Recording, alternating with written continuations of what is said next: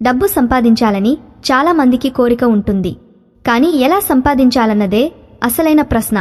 కొందరు కష్టపడి రూపాయి కూడబెట్టుకుని ఎలాంటి దుబారా ఖర్చు చేయకుండా ఇంట్లోని బీరువాల్లో లేదా బ్యాంకుల్లో డబ్బును దాచుకుంటారు. ఆ డబ్బుతో ఎలాంటి పెట్టుబడులు పెట్టరు. దీంతో ఆ డబ్బు అలాగే ఉండిపోతుంది. ఒక్క రూపాయి కూడా పెరగదు.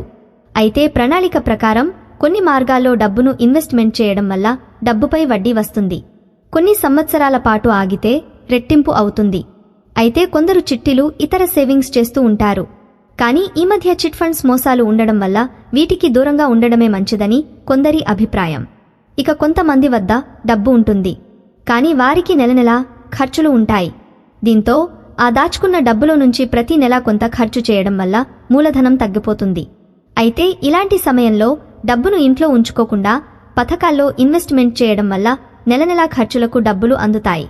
ఆ తర్వాత కొన్నేళ్ల పాటు ఆ డబ్బు అలాగే ఉంటుంది. అంతేకాకుండా ఇది సెక్యూరిటీగా ఉన్నట్లుంటుంది. అందువల్ల పెద్ద మొత్తంలో డబ్బు ఉన్నవారు ఇంట్లోనే ఉంచుకోకుండా బ్యాంకులలో సాధారణ డిపాజిట్ చేయకుండా ప్రభుత్వ పథకాల్లో ఇన్వెస్ట్మెంట్ చేయడం వల్ల ఎన్నో లాభాలు ఉన్నాయి.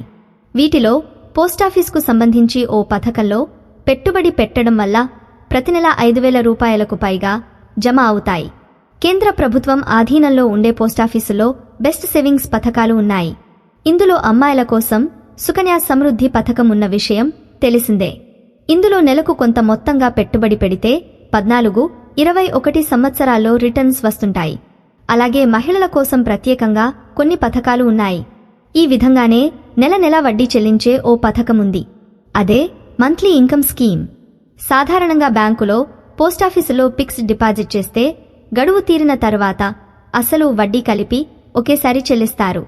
కానీ మంత్లీ ఇన్కమ్ స్కీమ్లో పెట్టుబడి పెట్టడం వల్ల నెలనెలా వడ్డీని పొందవచ్చు. చివరలో ఎంత ఇన్వెస్ట్మెంట్ చేస్తారో ఆ మొత్తం అలాగే ఉంటుంది. ఉదాహరణకు 9 లక్షల రూపాయలను 2 సంవత్సరాలకు ఇన్వెస్ట్మెంట్ చేస్తే వీటి మీద 7.1% వడ్డీ రేటును అందిస్తున్నారు. అంటే 9 లక్షల రూపాయలకు 5,000 రూపాయలకు పైగా నెలనెలా ఆదాయం పొందుతారు. అయితే ఈ 9 లక్షల రూపాయలు ఒక్కసారి డిపాజిట్ చేస్తే మధ్యలో విత్ డ్రా చేసుకోవడానికి అవకాశం ఉండదు.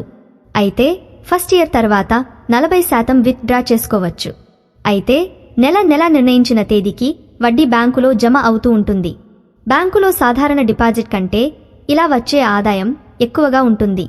పైగా నెల అవసరాలు లేదా ఈఎంఐలు ఉంటే ఈ ఆదాయంతో తీర్చవచ్చు. లేదా ఇంట్లో ఖర్చులకు ఉపయోగించుకోవడం వల్ల మిగతా డబ్బు సేవ్ అవుతుంది.